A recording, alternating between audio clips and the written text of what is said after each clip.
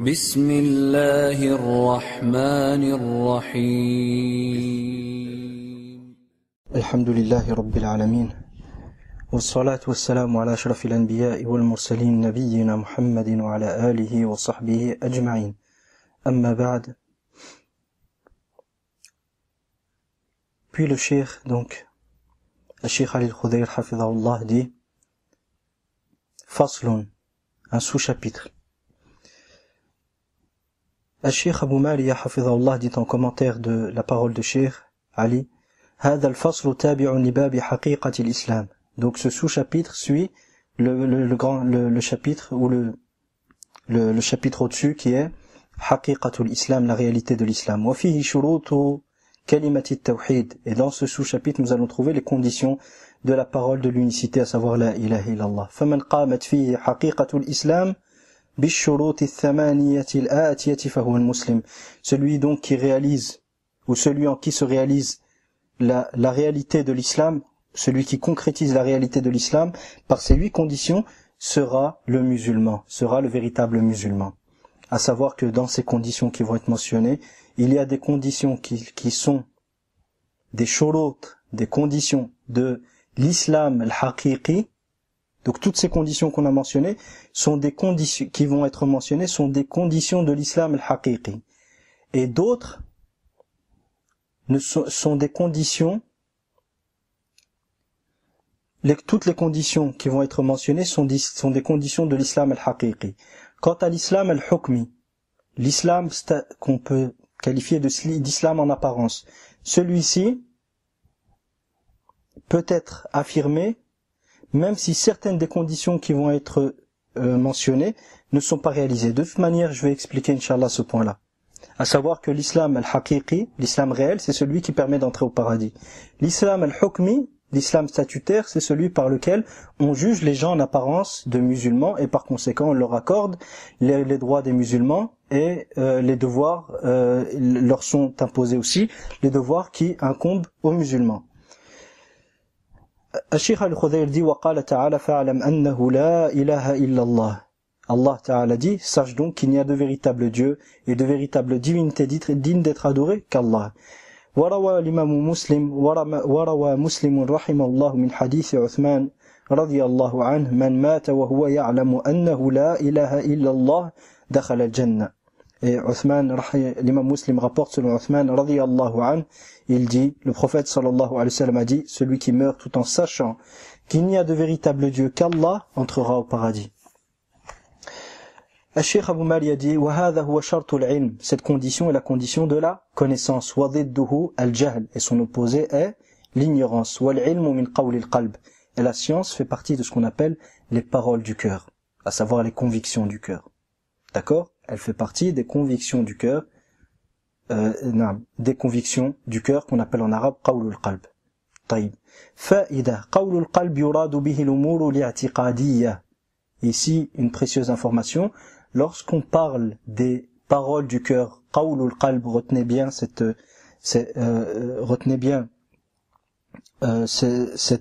terminologie qui est qawlul qalb. Lorsqu'on parle des paroles du cœur, ce qui est visé, ce sont tout ce qui entre dans le domaine des convictions, dans le domaine des conceptions. At-tasawwurat, al-i'tiqadat. D'accord? Donc, qawlul qalb, les paroles du cœur égale les convictions, les conceptions du cœur égale la connaissance du cœur. Retenez ça. Les paroles du cœur égale les connaissances du cœur. Les paroles du cœur égale les connaissances du cœur. D'accord? Taïb. À savoir que la connaissance, al-ilm, est une condition de la validité de l'islam al-haqiqi, de l'islam réel. L'islam qui permet d'entrer au paradis. Pourquoi je dis ça? Imaginez qu'une personne dit la ilaha illallah en apparence, alors qu'il ne sait pas le sens de la ilaha illallah, mais il le dit tout de même. Et que durant toute sa vie, il ne montre pas qu'il ne sait pas le sens de la ilaha illallah. Mais en apparence, il n'adore qu'Allah, il ne lui donne aucun associé.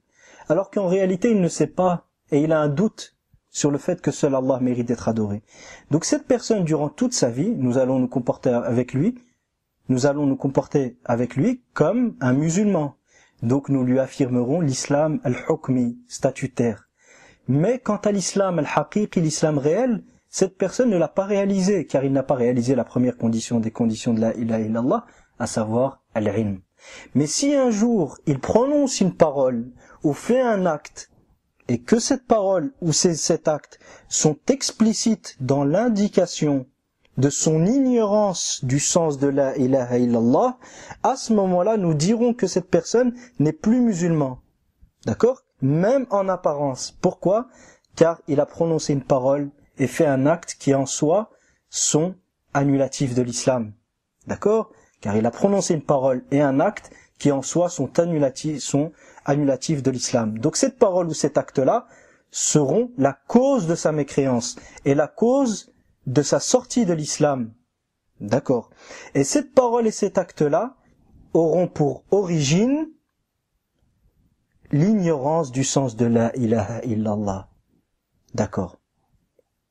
وقال تعالى قولوا آمنا بالله وما أنزل إلينا الآية أي أكمل الآية والآية بأكملها قولوا آمنا بالله وما أنزل إلينا وما أنزل إلى إبراهيم وإسماعيل وإسحاق ويعقوب والأسباط وما أوتي موسى وعيسى وما أوتي النبيون من ربهم لا نفرق بين أحد منهم ونحن له مسلمون والحديث أمرت أن أقاتل الناس حتى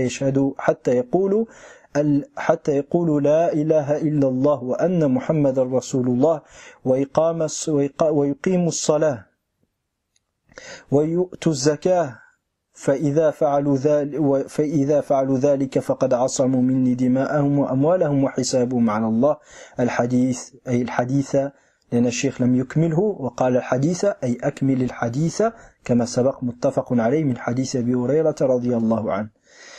La deuxième condition,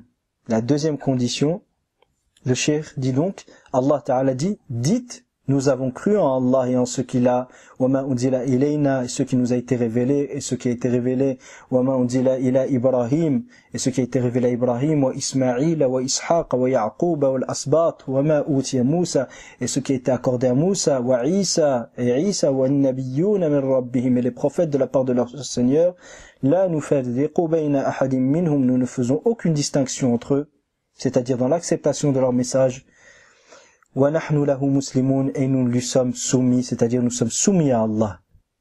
Et dans le hadith rapporté par l'imam al-Bukhari Muslim selon Abu Hurayra radiyallahu anhu, le prophète sallallahu alayhi wa sallam a dit, il me fut ordonné de combattre les gens jusqu'à ce qu'ils disent La ilaha illallah, qu'il n'y a de véritable Dieu qu'Allah et que Muhammad est son messager sallallahu alayhi wa sallam, wa salatu ala nabi huna min babi al-hikaya. من باب الدعاء عفوا من باب الدعاء وإن لم تذكر في الحديث lorsqu'on fait الصلاة على النبي صلى الله عليه وسلم en rapportant un hadith, bien que dans le hadith la prière sur le prophète sallallahu alayhi wa sallam n'a pas été mentionnée, c'est ça entre dans le domaine de la dua et il n'y a pas de mal à ça car nous ne falsifions pas le texte qui a été rapporté, simplement nous faisons une dua là où Allah subhanahu wa ta'ala nous a demandé de faire ad-du'a, comme l'ont cité Ahlul Ilm.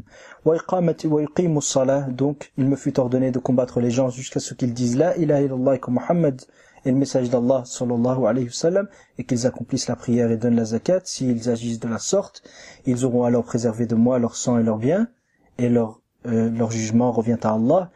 Ils auront préservé de moi leur sang et leurs biens. Si on dit que ce qui est visé par les gens ici, ce sont les mouchriquines parmi les Arabes, comme l'a mentionné le Khattabi rahimahullah ta'ala, c'est le seul moyen par lequel leur sang et leurs biens sont préservés. C'est le seul moyen par lequel leur sang et leurs biens sont préservés, car il n'était accepté des mouchriquines parmi les Arabes à l'époque du prophète sallallahu alayhi wa sallam que l'islam. La seule chose par laquelle leur sang et leurs biens pouvaient être préservés, c'était l'islam. Et en aucun cas ils ne pouvaient payer la jizya et donc rester sous la tutelle de l'État islamique du chef des croyants. Et s'ils agissent de la sorte, leur sang et leurs biens me seront alors sacrés et leur jugement revient à Allah, c'est-à-dire après est-ce qu'ils sont sincères ou pas, ceci revient à Allah subhanahu wa ta'ala et c'est Allah qui les rétribuera de leur sincérité ou leur absence de sincérité. طيب. الشيخ أبو مالي dit الشرط الثاني قول اللسان. La deuxième condition des conditions de la ilaha illallah, c'est la parole de la langue. La parole par la langue. وضده السكوت. وضده السكوت. تأمل الحديث والآية. Donc la deuxième condition des conditions de la ilaha illallah, c'est la parole par la langue. De prononcer le témoignage de foi. Donc celui qui ne prononce pas le témoignage de foi, alors qu'il en a la capacité, ni son islam en apparence, ni son islam réel ne seront acceptés. Ni son islam en apparence, ni son islam réel ne seront acceptés. Je répète, ni son islam en apparence, donc nous ne statuerons pas de son islam et il n'aura pas les droits des musulmans en apparence, ni lui incomberont les devoirs qui incombent aux musulmans. Quand je dis ici, ne lui incomberont pas les devoirs qui incombent aux musulmans, c'est-à-dire que sous l'ombre d'un État islamique, il ne lui sera pas imposé ce qui est imposé aux musulmans. Ça ne veut pas dire qu'il ne va pas rendre des comptes pour le fait d'avoir délaissé ce qui était une obligation pour le musulman, tel que la salat et autres. Car Allah subhanahu wa ta'ala dans le Coran nous parle des gens de l'enfer. قالوا ما سلككم في سقر قالوا لم نكن من المصلين ولم نكن نطعم المسكين وكنا نكذب بيوم الدين قالوا لم نكن من المصلين ولم نكن نطعم المسكين وكنا نخوض مع الخائضين وكنا نكذب بيوم الدين حتى أتانا اليقين. Donc les gens du paradis vont dire aux gens il va être dit aux gens de l'enfer, qu'est-ce qui vous a emmené fi as-sa'ir en enfer, dans une partie en enfer qui s'appelle as-sa'ir. Ils diront que lam nakum minal musallin, nous ne faisions pas partie du nombre de ceux qui accomplissaient la prière. Or, l'accomplissement de la prière ne fait pas partie, n'est pas la première chose qui est demandée aux musulmans, qui est demandée aux non-musulmans. D'accord? Donc, si le fait d'abandonner la prière si les gens, les koufars, les mécréants, n'étaient pas châtiés en enfer pour leur abandon de la prière, pourquoi leur est-il mentionné ici? Donc on voit que les mécréants seront aussi châtiés pour avoir abandonné les actes qui étaient obligatoires aux musulmans alors qu'ils savaient qu'ils étaient obligatoires. De même qu'ils seront châtiés pour avoir fait ce qui était interdit tout en sachant que c'était interdit. D'accord? Donc je répète, l'islam, la parole par la langue, c'est-à-dire prononcer le témoignage de foi, est une condition de la validité de l'islam en apparence, et c'est une condition de la validité de l'islam intérieur aussi, de l'islam réel, de l'islam qui est accepté par Allah subhanahu wa ta'ala et par lequel on entre au paradis. Par conséquent, celui qui a la capacité de prononcer le témoignage de foi, mais ne le fait pas, ceci est une preuve que cette personne-là n'est pas véritablement croyant. Donc, ni son islam en apparence, ni son islam réel ne seront acceptés. D'accord? Puis Cheikh Ali al-Khudayr hafidhahullah dit وقال تعالى إنما المؤمنون الذين آمنوا بالله ورسوله ثم لم يرتابوا. Certes, Allah Ta'ala dit, certes les croyants ce sont ceux qui ont cru en Allah et en son messager, puis qui n'ont eu aucun doute. وفي الحديث, et dans le hadith rapporté par l'imam Muslim selon Abu Huraira radiyallahu anhu, لا يلقى الله بهما شاك لا يلقى الله بهما عبد غير شاك فيهما إلا دخل الجنة.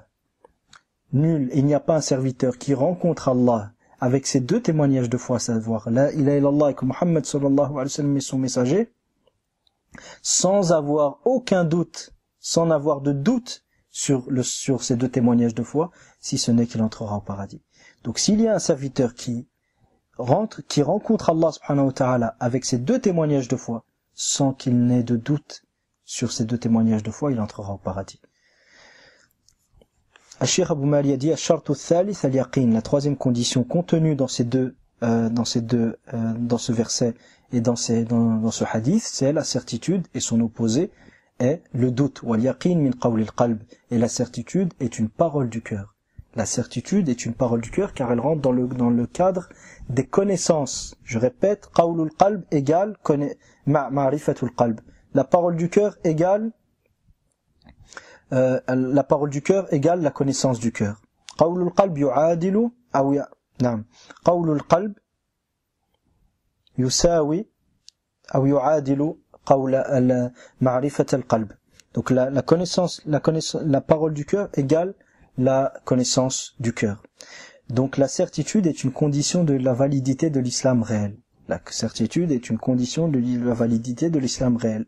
Maintenant, si quelqu'un nous ment et dit la ilaha illallah, et dans sa vie il ne commet aucun acte annulatif de l'islam en apparence, cette personne durant toute sa vie, nous statuerons qu'il est musulman. Donc nous lui affirmerons l'islam al-hukmi, statutaire, c'est-à-dire l'islam en apparence. Quant à l'islam réel, cette personne-là, que lorsqu'il mourra, il rencontrera Allah en étant kafir, en étant mécréant. Car réellement cette personne il est kafir, il est mécréant, et il n'est pas musulman. Réellement, cette personne n'est pas musulmane. Pourquoi? Car il n'a pas réalisé cette condition de la ilaha illallah, à savoir al-yaqin. Au contraire, il avait un doute dessus. Mais vu qu'il ne nous l'a pas montré, ce doute, on agit en conséquence. C'est-à-dire, on lui affirme les statuts du musulman en apparence et on remet son statut réel à Allah subhanahu wa ta'ala. D'accord. Mais si il apparaît que cette personne dit une parole ou fait un acte qui sont explicites dans l'indication de son doute quant au réel sens de la ilaha illallah ou sur l'un des principes fondamentaux de l'islam, cette personne-là, nous statuerons alors de sa mécréance sur base de cette parole et de cet acte-là, qui seront alors la cause, le manat de son takfir, qui seront la cause de son takfir. Et cette parole et cet acte-là auront pour origine ce doute qui est présent dans son cœur. Cette parole et cet acte-là auront pour origine ce doute qui est présent dans son cœur. D'accord? وقال الشيخ حفظ فك الله أسره وقال تعالى والله يشهد إن المنافقين لكاذبون وفي الحديث من مات وهو يعلم وهو يشهد أن لا إله إلا الله صادقا من قلبه دخل الجنة رواه أحمد من حديث معاذ رضي الله عنه.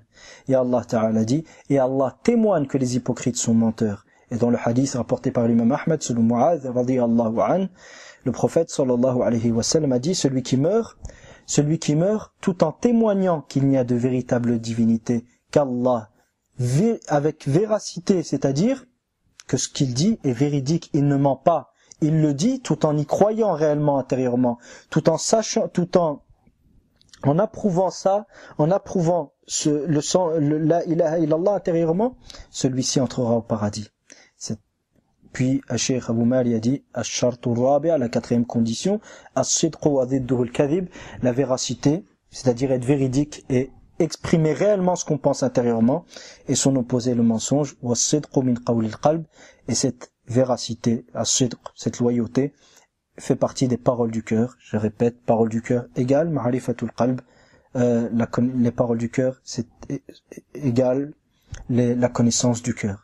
Donc celui qui n'est pas véridique et qui montre l'islam tout en cachant le kufr intérieurement, cette personne-là, nous statuerons, tant qu'il ne commet pas d'acte, cette personne-là n'a pas réalisé l'islam réel qu'Allah subhanahu wa ta'ala accepte. Donc s'il meurt dans cet état, il éternisera en enfer.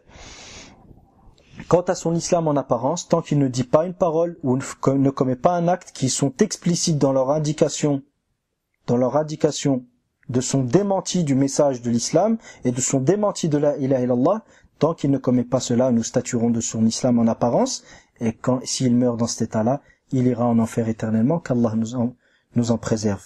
Car le fait qu'il montre autre que ce qu'il pense, et qu'il montre l'islam alors qu'il garde le kufr intérieurement, ceci est de l'hypocrisie, c'était la situation des hypocrites, et c'est pour cela que le cheikh a pris comme témoin le verset, et Allah témoigne que les hypocrites sont menteurs, lorsqu'il venait dire au prophète sallallahu alayhi wa sallam qu'ils sont sûrs et certains qu'il est le message d'Allah sallallahu alayhi wa sallam. وقال تعالى ومن الناس من يتخذ من دون الله أندادا يحبونهم كحب الله والذين آمنوا أشد حبا لله. Et Allah Ta'ala dit, et parmi les gens il y en a qui prennent en dehors d'Allah des égaux, ils les aiment comme on aime Allah, et quant à ceux qui ont cru, leur amour envers Allah est beaucoup plus grand que l'amour des associateurs envers leur divinité. وفي الحديث, et dans le hadith rapporté par l'imam al-Bukhari et Muslim selon Anas ibn Malik radiyallahu anhu, ثلاث من كن فيه وجد بهن حلاوة الإيمان أن يكون الله ورسوله أحب إليه مما سواهما وإلى آخر الحديث. الحديث متفق عليه من حديث أنس ابن مالك رضي الله عنه. Donc dans ce hadith, le prophète sallallahu alayhi wa sallam dit, il y a trois choses. Celui en qui ces trois choses se trouvent, il trouvera alors et il goûtera alors au véritable délice de la foi. La première de ces choses est qu'Allah et son messager lui soient plus chers que tout autre. Qu'Allah et son messager lui soient plus chers que tout autre. La deuxième, la deuxième, qu'il aime, que lorsqu'il aime une personne, il ne l'aime que pour Allah. Et la troisième, et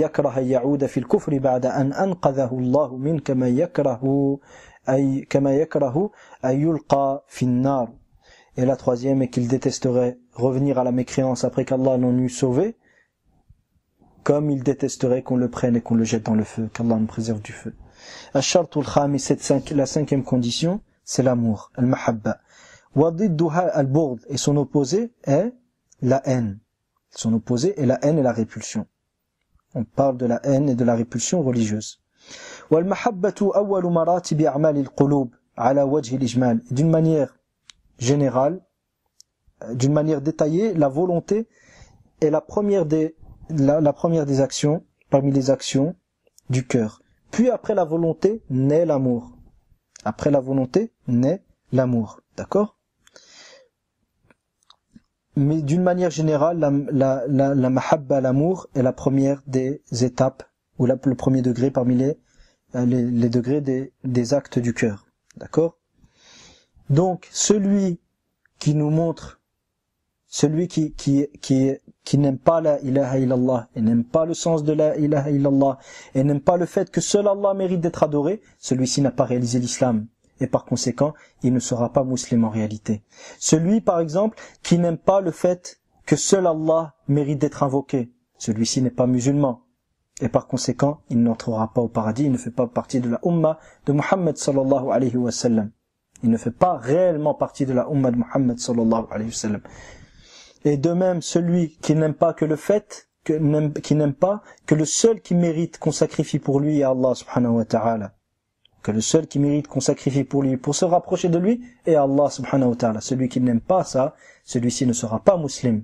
Et par conséquent, n'entrera pas au paradis, ne fait pas partie du hadith où le prophète sallallahu alayhi wa sallam dit « La yadkhulul jannata illa nafsun muslima » n'entrera au paradis qu'une âme musulmane. Et de même, celui qui n'aime pas que le seul qui mérite de légiférer est Allah subhanahu wa ta'ala. Et dès lors que tu lui rappelles que le seul qui a le droit absolu de législation et Allah n'est autre qu'Allah, tabaraka wa ta'ala, notre maître et Seigneur, dès lors que tu lui évoques cela et que tu lui évoques que le droit de législation n'appartient en rien à la majorité parlementaire ou à la nation ou autre parmi les égaux qui sont donnés à Allah, celui qui n'aime pas ce rappel, qui n'aime pas ces paroles-là, qui n'aime pas ce principe fondamental de la religion, ce tawhid pour lequel Allah subhanahu wa ta'ala a envoyé tous les prophètes et tous les messagers, celui-ci n'est pas musulman et ne meurt pas sur la religion de Muhammad sallallahu alayhi wa sallam, ni sur la milla d'Ibrahim alayhi salam. Et par conséquent, il éternisera éternellement en enfer. Qu'Allah nous préserve de cela. Donc l'amour est une condition de la validité de l'islam réel, de l'islam par lequel on entre au paradis. Et son opposé, la haine, à savoir celui qui déteste la ilaha illallah, le sens de la ilaha illallah, qui déteste le tawhid d'Allah subhanahu wa ta'ala. Celui qui déteste le tawhid d'Allah subhanahu wa ta'ala, celui qui déteste l'unicité d'Allah dans son adoration, l'unicité d'Allah dans sa soumission, l'unicité d'Allah dans son jugement, l'unicité d'Allah dans son alliance. Celui qui déteste le fait que l'on rappelle que le seul qui mérite qu'on le prenne comme base d'alliance n'est autre qu'Allah subhanahu wa ta'ala, et que prendre autre qu'Allah comme la patrie ou la nation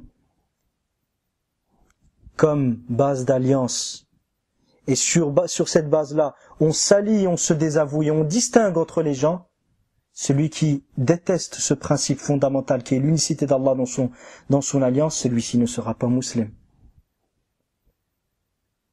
celui qui déteste le fait qu'on dise qu'il est strictement interdit aux musulmans de s'allier aux kuffars et aux non-musulmans contre les musulmans, et de les aider par quel que soit le moyen contre les musulmans, celui qui déteste ce rappel et ce principe fondamental de la religion, celui-ci n'est pas musulman, et par conséquent ne fait pas partie de la Ummah de Muhammad sallallahu alayhi wa sallam en réalité, et ne fera pas partie de ceux qui entreront au paradis, et qui rentrent dans le hadith où le prophète sallallahu alayhi wa sallam dit la yadkhulul jannata illa nafsun muslima, n'entrera au paradis qu'une âme musulmane. Celui qui déteste le fait qu'on dise, et celui qui déteste le principe qui est que le seul qui mérite qu'on revienne à lui pour trouver un jugement dans les litiges des gens n'est autre qu'Allah subhanahu wa ta'ala, et que par conséquent ni l'ONU ni aucun autre tribunal jugeant par autre que la loi d'Allah subhanahu wa ta'ala, aucune législation contraire à la législation de l'islam ne mérite d'être les sources auxquelles on se réfère pour trancher les litiges des gens. Celui qui déteste ce refus de toute autre législation que la législation d'Allah subhanahu wa ta'ala pour trancher dans les litiges des gens et pour fixer aux hommes leur mode de vie, celui-ci n'est pas musulman et n'aura pas soumis son être exclusivement à Allah et n'aura pas aimé la ilaha illallah, et bien au contraire cette personne fera partie de ceux qui ont été mentionnés dans le verset précédent, à savoir وَمِنَ النَّاسِ مَن يَتَّخِذُ مِن دُونِ اللَّهِ أَندَادًا يُحِبُّونَهُمْ كَحُبِّ اللَّهِ. Et parmi les gens, il y en a qui prennent en dehors d'Allah des égaux. Ils les aiment comme on aime Allah. Ils les aiment comme on aime Allah. Qu'Allah nous en préserve.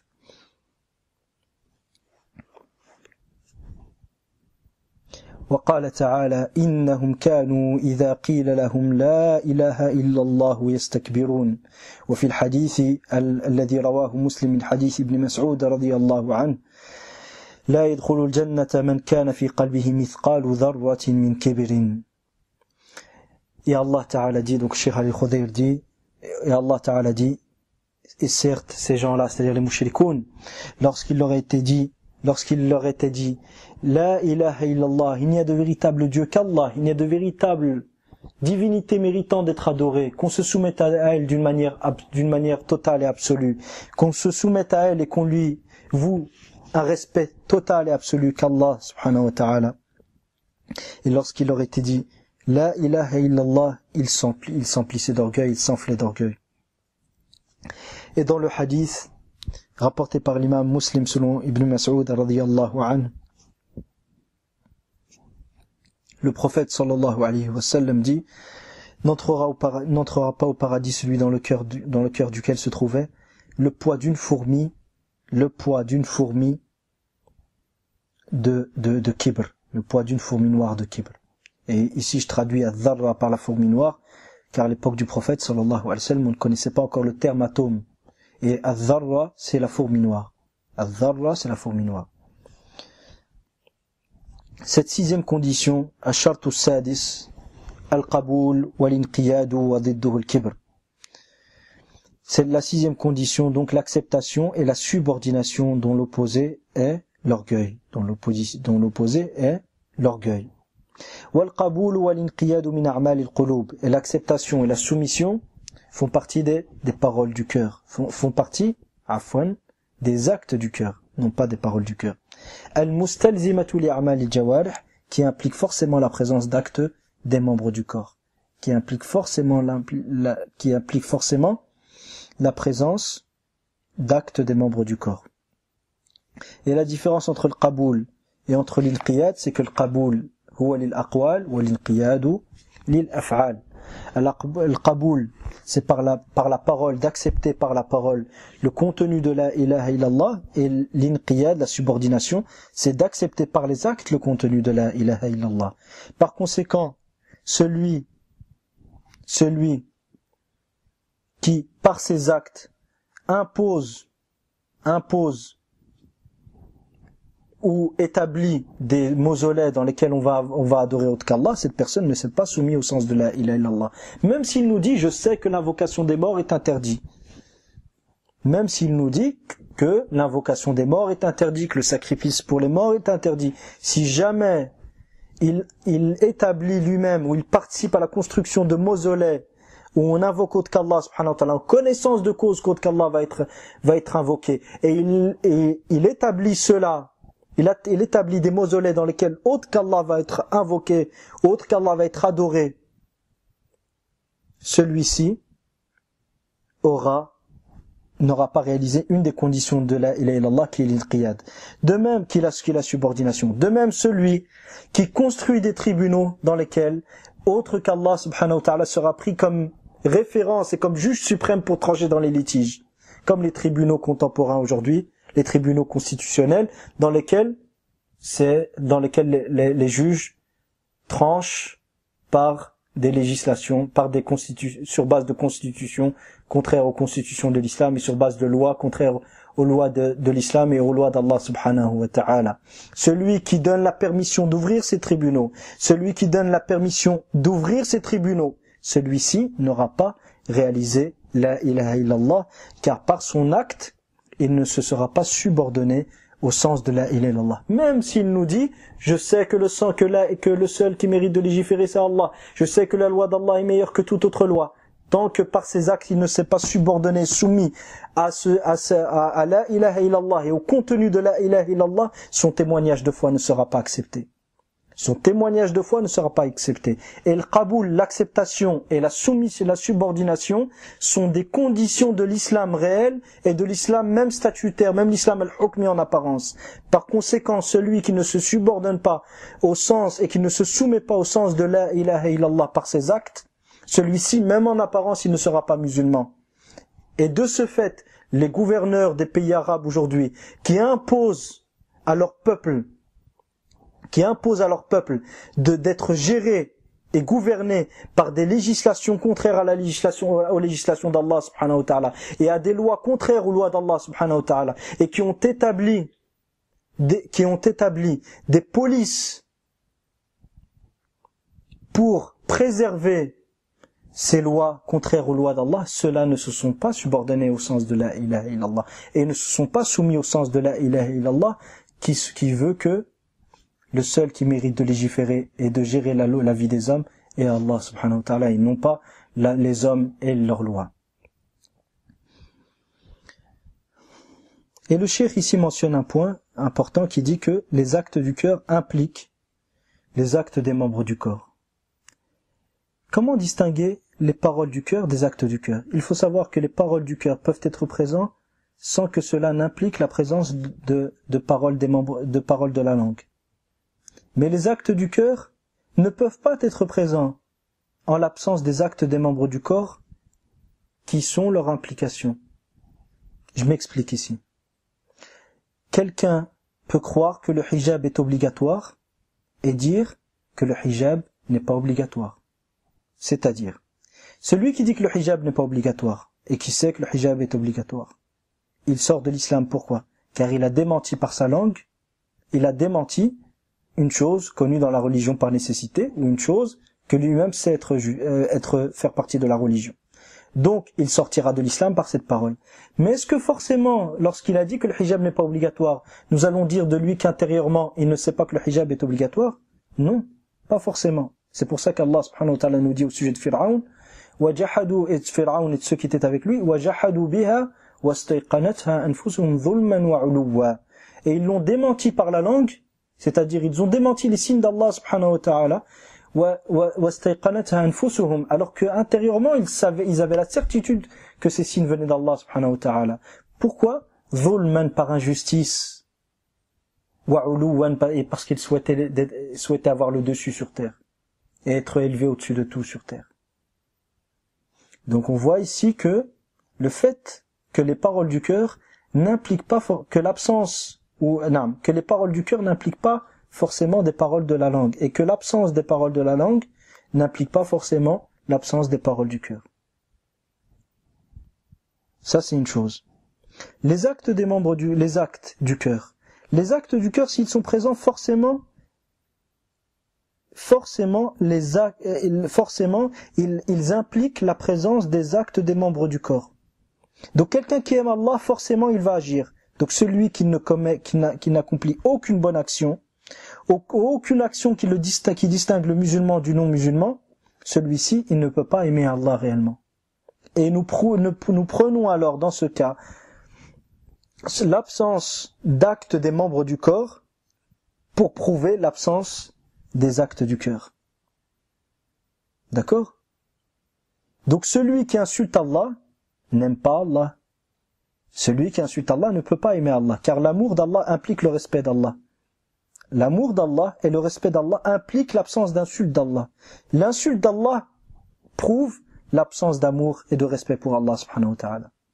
Mais est-ce que l'insulte d'Allah prouve ou implique l'absence de connaissance, l'ignorance qu'Allah est le seul qui mérite d'être adoré? Non. Quelqu'un peut insulter Allah, qu'Allah nous en préserve, pour un intérêt de dunya, tout en sachant qu'Allah est le seul digne d'être adoré.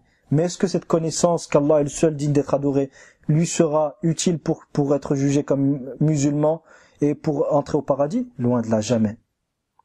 D'accord?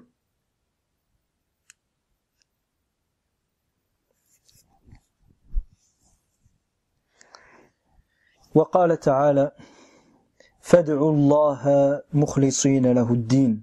Invoquer Allah et adorer Allah en lui vouant un culte exclusif, une soumission exclusive. وفي الحديث المتفق عليه من حديث عتبان رضي الله عنه قال النبي صلى الله عليه وسلم فإن الله حرم على النار من قال لا إله إلا الله يبتغي بذلك وجه الله. Donc dans le hadith rapporté par l'imam al-Bukhari et Muslim selon Utban radiyallahu anhu, le prophète sallallahu alayhi wa sallam a dit Allah a interdit à l'enfer toute personne qui a dit la ilaha illallah, souhaitant par là le visage d'Allah.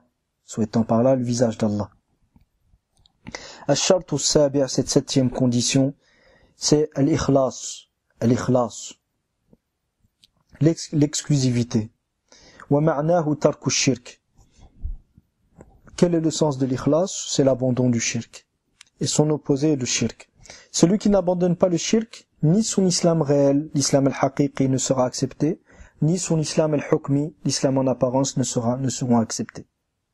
Je répète, celui qui n'abandonne pas le shirk, ni son islam réel ne sera accepté, ni son islam en apparence ne seront acceptés. Donc celui qui dit la ilaha illallah et en même temps il a une statue qu'il adore afin qu'il le rapproche d'Allah, la ilaha illallah ne lui sera pas utile jusqu'à qu'il se débarrasse de cette statue et qu'il n'associe plus à Allah subhanahu wa ta'ala. Et celui qui dit la ilaha illallah et dans le même moment il soutient les kuffars contre les musulmans et il rentre dans le camp des kuffars pour combattre les musulmans, son témoignage de la ilaha illallah ne sera pas accepté aussi longtemps qu'il ne délaissera pas ce shirk là qu'il est en train de commettre, à savoir prendre pour allié autre qu'Allah tabaraka wa ta'ala et soutenir les kuffars contre les musulmans, qui est une forme de shirk dans l'alliance. Et Allah ta'ala nous dit قل أفغير الله أتخذ وليا فاطر السماوات والأرض وهو يطعم ولا يطعم. Dis est-ce autre qu'Allah que je dis prendrai-je et chercherai-je autre qu'Allah comme allié? Fatir as-samawati wal ard, alors qu'il est le créateur des cieux et de la terre. Wa huwa yut'imu wa la yut'am, alors que c'est lui qui nourrit et il n'est pas nourri.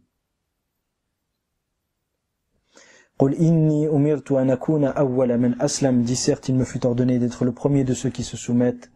Qul inni umirtu an akuna awwala man aslam wa la takunanna min al-mushrikin, et ne sois point du nombre des mushrikin.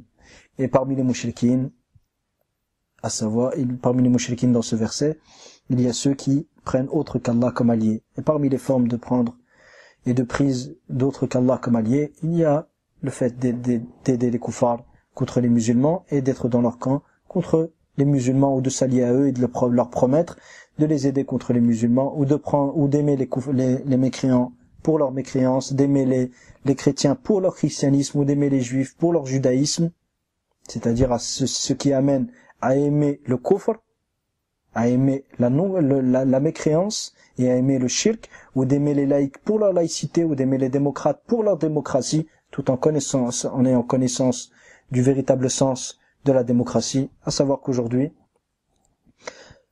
toute personne qui se donne le moindre mal pour connaître le sens de la démocratie va en comprendre le sens. Troisièmement, de soutenir les mécréants dans leur mécréance, comme ceux qui sont dans les polices mécréantes, qui sont dans les armées mécréantes, et qui participent à la stabilité qui participent à la stabilité et à la continuité des jugements contraires au jugement d'Allah et aux lois contraires aux lois d'Allah subhanahu wa ta'ala, et de même que ces polices ou ces armées soient occidentales ou qu'ils soient arabes, il n'y a aucune différence. Il n'y a aucune différence entre quelqu'un qui fait partie d'une police occidentale ou quelqu'un qui fait partie d'une police maghrébine. Il n'y a aucune différence en cela. Tous ceux qui participent à la protection des lois forgées par les hommes, ceux-là ne sont pas musulmans et ceux-là sont mécréants. Revoir les fatawi de Cheikh Abou Mohammed al-Maqdisi, hafidhahullah ta'ala, et d'autres, et de Cheikh Abou al-Walid al-Maqdisi et d'autres, hafidhahumullah ta'ala. Et parmi les écrits qui ont été composés sur le sujet, pour ceux qui veulent plus de détails, il y a le livre de Cheikh Abdel Hakim Hassan, hafidhahullah ta'ala, sur le hukm, le statut des soldats du Tarout, et que leur kufr est un kufr individuel, c'est-à-dire qu'on ne dit pas simplement qu'ils sont mécréants en général sans statuer de la mécréance de chacun d'entre eux, mais qu'au contraire nous disons qu'ils sont tous un par un mécréants. Tous ceux qui font partie d'une armée mécréante sont mécréants.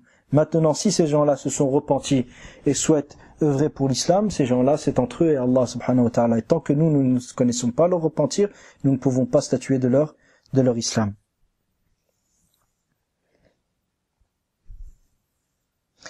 Donc, parmi les formes de shirk dans l'alliance, il y a le fait d'aimer les mécréants pour leur mécréance, de les soutenir dans leur mécréance, de les approuver dans leur mécréance, et de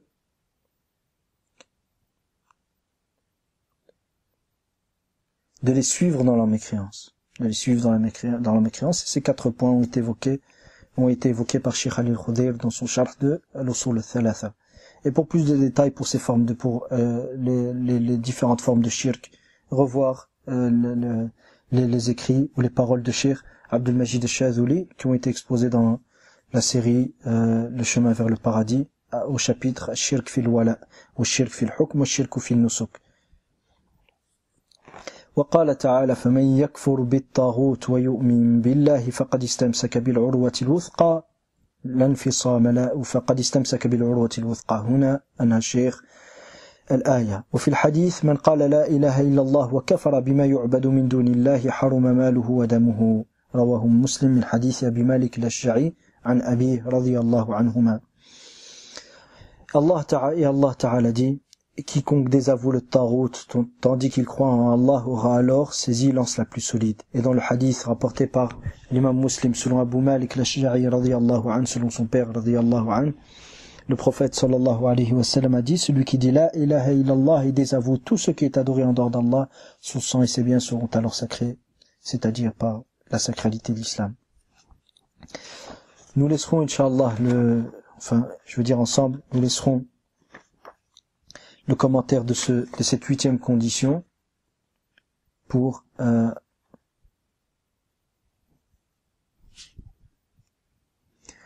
donc nous laisserons le commentaire de cette 8e condition parmi les conditions de la ilaha illallah pour le prochain cours Inch'Allah ta'ala, car ça demande un certain nombre de détails à apporter afin que le sujet soit le plus clair possible Inch'Allah ta'ala.